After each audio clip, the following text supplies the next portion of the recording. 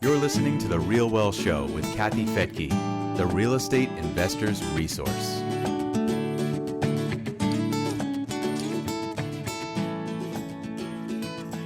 What if young adults received financial education before they graduate on things like saving, budgeting, investing, credit, managing credit, and maybe even buying a home? I'm Kathy Fedke, and welcome to The Real Well Show. Our guest today is on a mission to do just that. Yanely Espinal is a millennial financial educator who started her career as a teacher and now serves as the director of educational outreach at NextGen Personal Finance. She's currently on a political roller coaster ride across the country, convincing lawmakers to make personal finance a high school graduation requirement. And she's here with us on The Real Well Show to share how she's doing it. So excited to be here and reach your Real Wealth members and all of your listeners. I've got so much to talk about today, especially in light of the fact that we just wrapped up Financial Literacy Month not too long ago. Yes, and this has been something we've talked about for years, is why don't kids learn the basics of finance in school, let alone how to invest? So what are you doing to change that? Yeah, so actually in 2015 is when I created a YouTube channel called Miss Be Helpful. And that was just because I had gone through a personal journey of my own with credit card debt, and I have finally paid off my credit cards. And I wanted to just share that with more people. How did I pay off my debt, and how did I learn to improve my credit score and save money and begin investing? But I realized that, like, even if I was posting on YouTube, that was great for, the folks who found my content. But the next generation of students going through the school system, we're not going to learn all the things that I didn't learn. And we're just going to continue to repeat these cycles where there's just this lack of financial knowledge. So I kind of started to research, like, what can we do to actually get this in schools? And I was a teacher. That was like my first job out of college, but I was teaching elementary school. So there really wasn't a lot of, deeper level talk about money. You might teach kids about coins and dollars and things, but nothing too deep level. And so that's when I found out about NGPF. So I actually work full time with a nonprofit organization that has free curriculum, free teacher training, and also has an affiliated organization, Mission 2030 Fund, which has a very clear goal, which is to get all 50 states in America to have a required full semester personal finance class by the year 2030. So how have you been able to convince lawmakers that they should require financial literacy in school? Yeah. So I actually have a book coming out on May 30th, which is called Mind Your Money. And in the book, I talk a little bit about some of the success that I had, in particular in the state of Florida. And we also had a lot of success in the state of Michigan. And it's so interesting because once you start talking about convincing lawmakers, now you're kind of in the space of politics. And people immediately are like, oh boy, it's getting political. Is it a Republican issue or a Democratic issue? What I love about championing financial literacy education in schools is that it's nonpartisan. It's not one party or the other. We literally all agree. We all agree that this is so important that we need to prioritize it in the school system. And the evidence for that, the fact that we all agree, is that the exact same bill passed and was signed by governors in Florida and Michigan. Two very different, political environments, especially when we compare those governors. So I want to start by saying, politically, this is not a hot issue. This is an easy, common sense issue. Everyone supports it. But the tricky part when it comes to convincing lawmakers is how it's going to happen. So the actual implementation of a requirement can look very different in every single state, which is where it kind of gets a little bit tricky, because a lot of states are local control states. They really want education to be left to local schools, to local school districts, to administrators and teachers.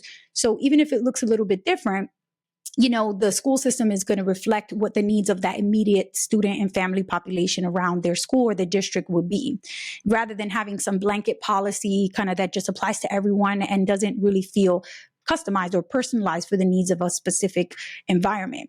And that is something that we really support. But in order to actually share how can we do this in a way that respects local control, we have to get really creative. So my number one tool that I always carry with me when I'm talking to lawmakers is that I say, we have to do this in a way that is flexible. We have to include flexibility. So one of the recent states that I had success in is the state of Indiana.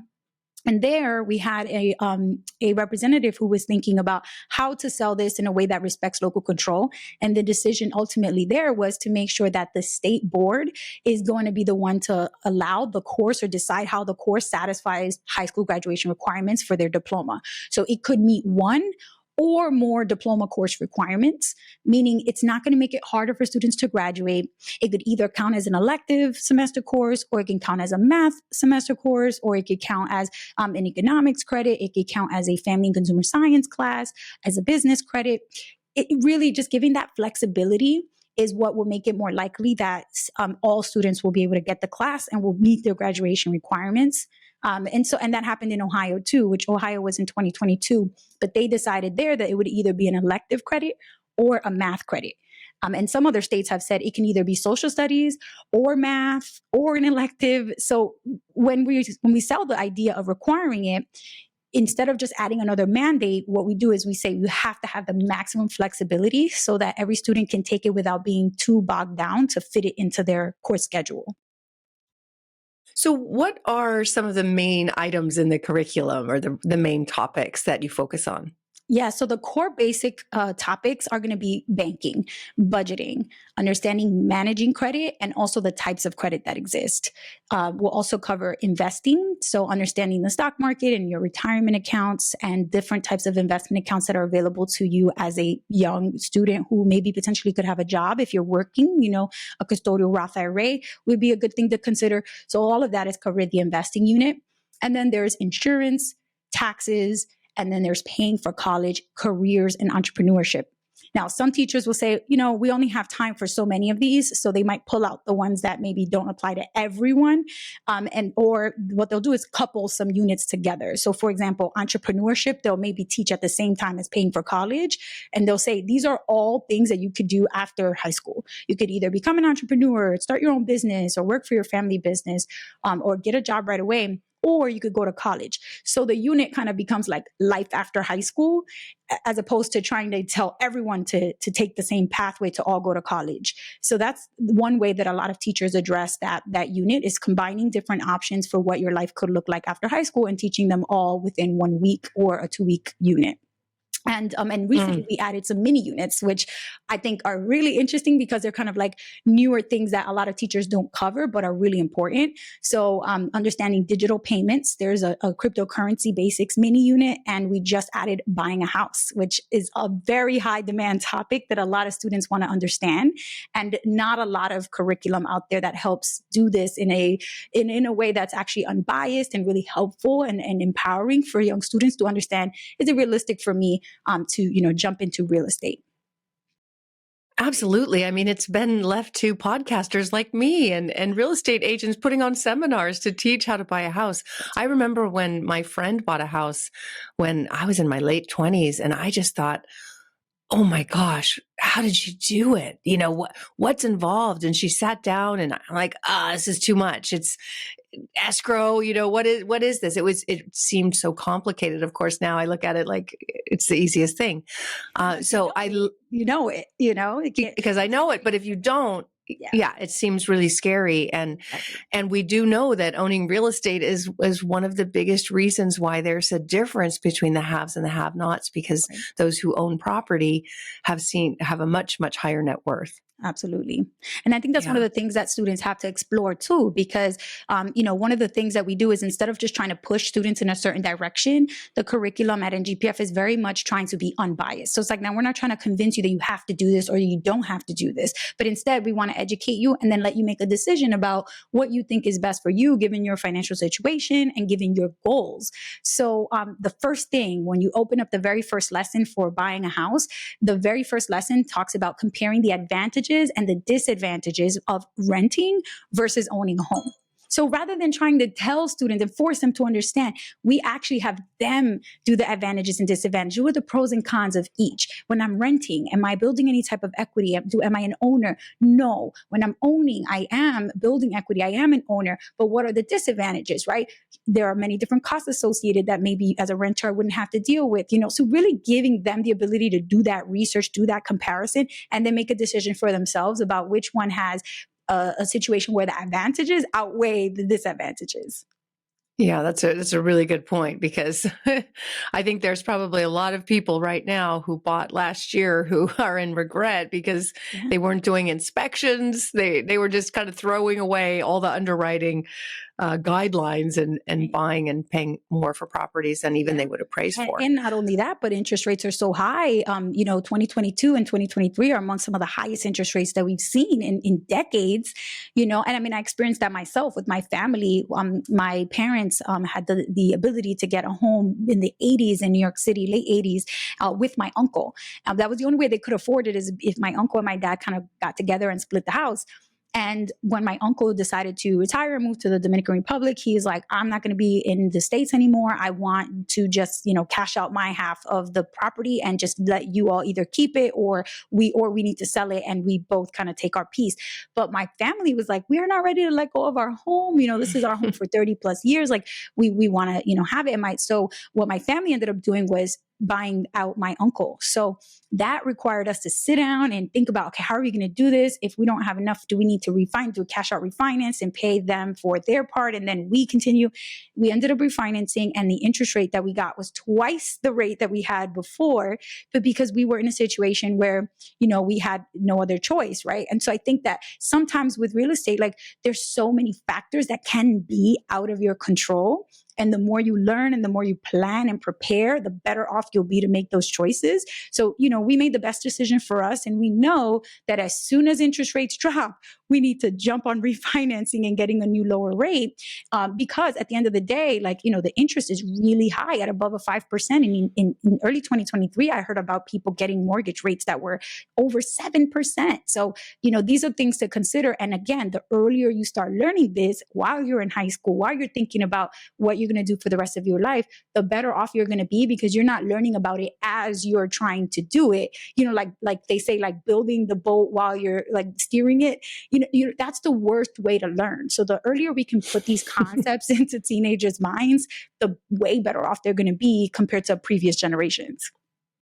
Yeah, I don't know if this is in your curriculum, but it's a big problem. Kind of what you were saying is inheritance. So many times the parents or the elderly don't really set it up properly, and there's fighting, and all the money ends up going to attorneys. Right? Right. I've seen it over and over again as we see more and more elderly people dying and passing on to their family. And like you said, a functional family can sit around and talk it through, but that's rare.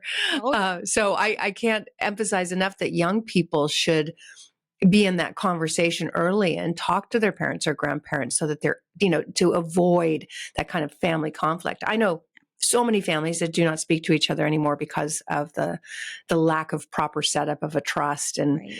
yeah, I'm experiencing it right now with family. And my heart goes out to you, because it's not easy. What I have had experience with myself is the combination of trying to deal with the financial implications of a death in the family, while at the same time having to try to grieve that death to that person who's now gone. And the worst thing is to try to be doing all of that at the same time. So it's actually a gift that you can give to yourself when you're young, to handle estate planning, to handle those conversations where you ask your parents and your grandparents, what is this going to look like? What if, the worst case scenario happened? How would you want us to handle this?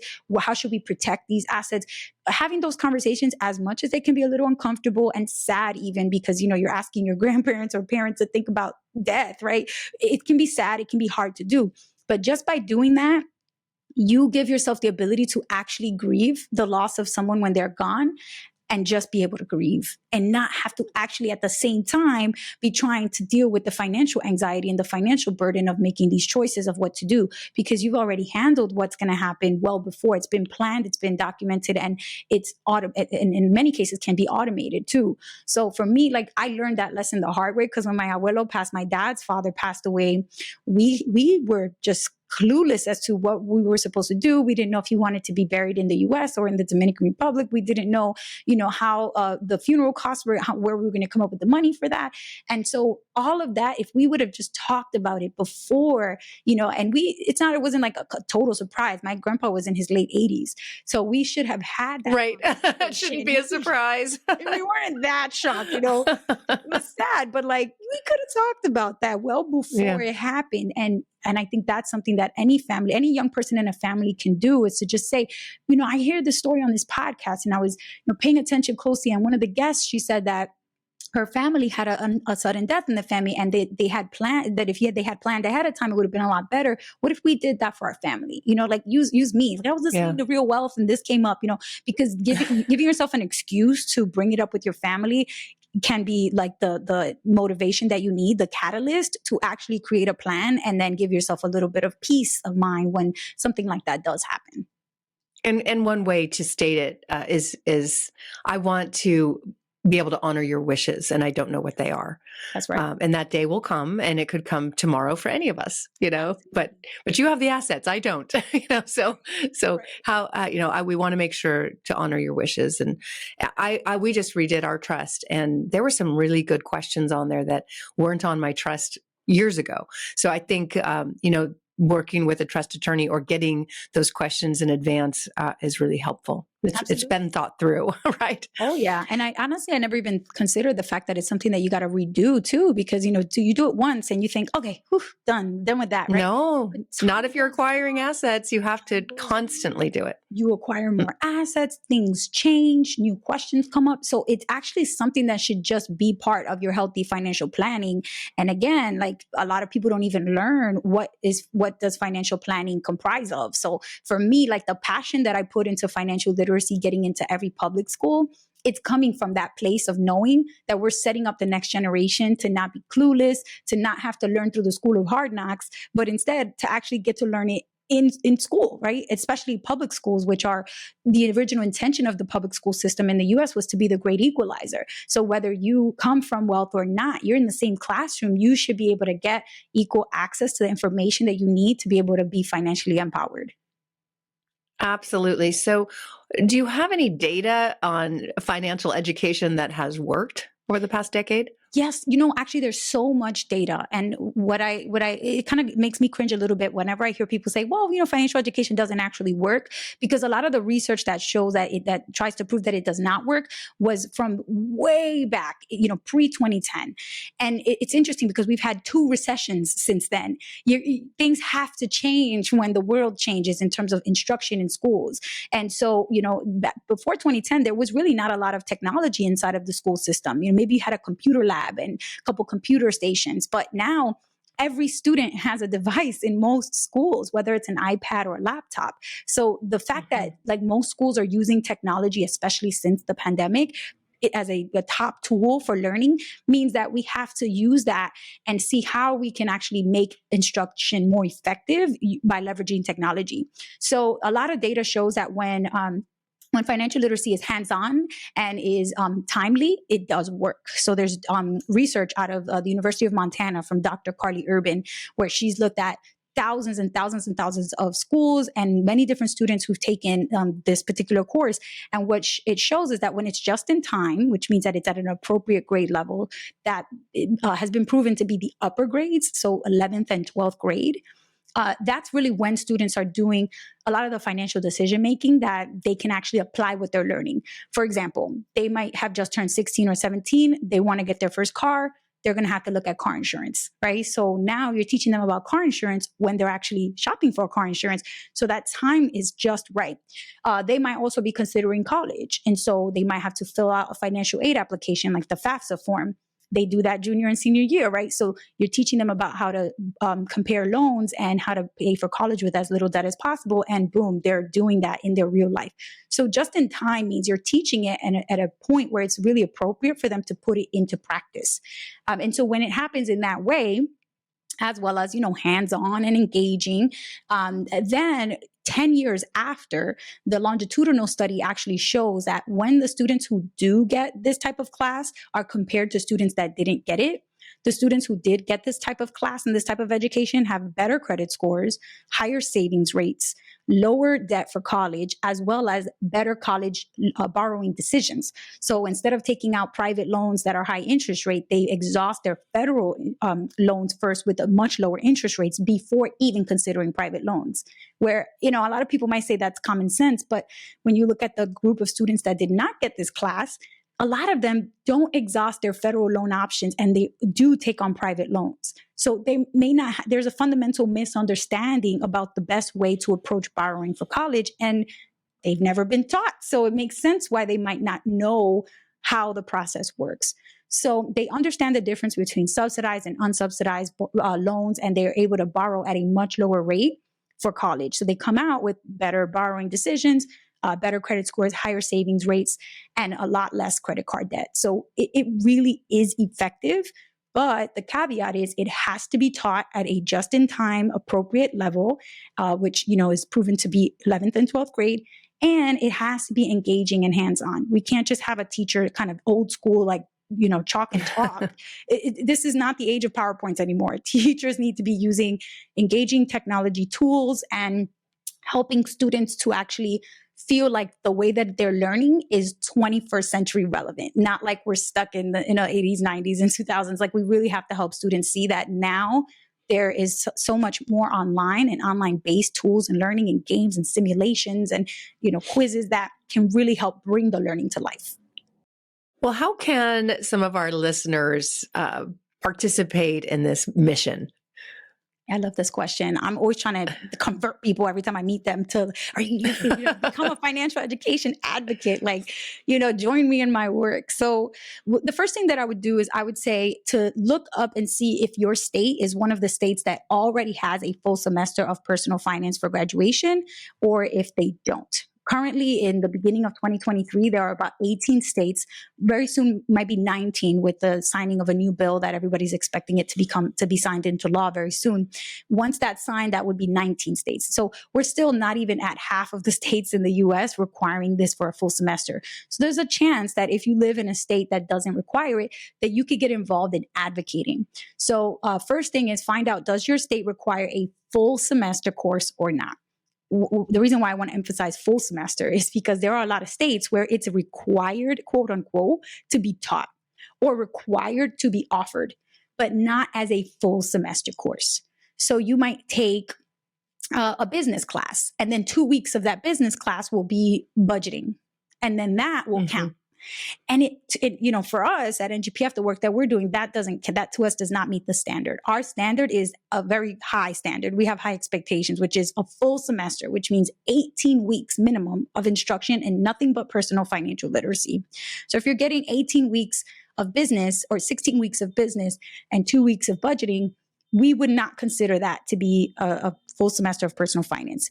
So find out if your state has 18 weeks or more of personal finance instruction in a dedicated course. And if not, then you're going to want to find out, has there been a bill that was introduced in any chamber, any side of the chamber, so any side of the aisle, right? If there was a bill introduced, then you could actually reach out to the bill sponsors or the authors of that bill, or you can reach out to your local reps, reach out to folks who you are in their constituency and ask them to support that bill. That means voting yes, spreading the word, getting more folks to rally and support. They might have a connection at the Chamber of Commerce that they could reach out to them and say, hey, support this bill. They might be, in communication with the Department of Education, and they could reach out to them and say, hey, support this bill. We essentially, in order to get a bill to move through the political process and actually be signed into law, you need every support, you need every supporter to be part of the movement. You need education leaders to support, parents to support, students to support, teachers, administrators, politicians, lawmakers. You need everyone to agree on this, that this bill is the right bill, and to kind of continue to push it forward. So even if it means that you're tweeting or posting on Facebook or LinkedIn, hey, everyone, for example, in Indiana, there's a bill right now that's super close in early 2023. If I lived in Indiana, I would say, all right, Hoosiers, everybody pay attention to this bill. It's called SB 35, and it's going to require a standalone semester course of personal finance. It's super close to crossing the finish line. If you know anybody who cares about education, is in support of education, share this bill with them. Here's the link. Just by doing something like that on social media, it's creating momentum. And then by reposting the link, it kind of creates this movement, all right, that wow, this is a high interest topic. People care about this bill and this topic. And that helps with media attention. That helps with social media SEO and, kind of getting people to recognize that constituents care about this and are keeping their eye on the movement of these types of financial education bills. Love it. Well, Yanely, thank you so much for joining me here on The Real Wealth Show. It's truly an inspiration to see how brilliant young people are these days. I have hope for the future. So much hope. Yes, I definitely hope I've inspired someone out there to become an advocate. Wonderful. I'm sure you have. Well, thank you for joining me here on The Real Wealth Show. Of course, you can get plenty of financial education at our website if you just go to realwealthshow.com. Sign up. It's free. We've been educating people for years on how to set up those trusts and how to get asset protection and how to improve your credit and how to build wealth by acquiring assets that cash flow and also appreciate over time. Again, you can go to realwealthshow.com for more information.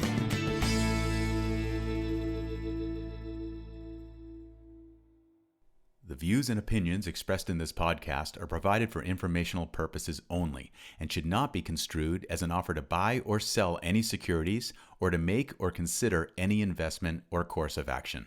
For more information, go to realwealthshow.com.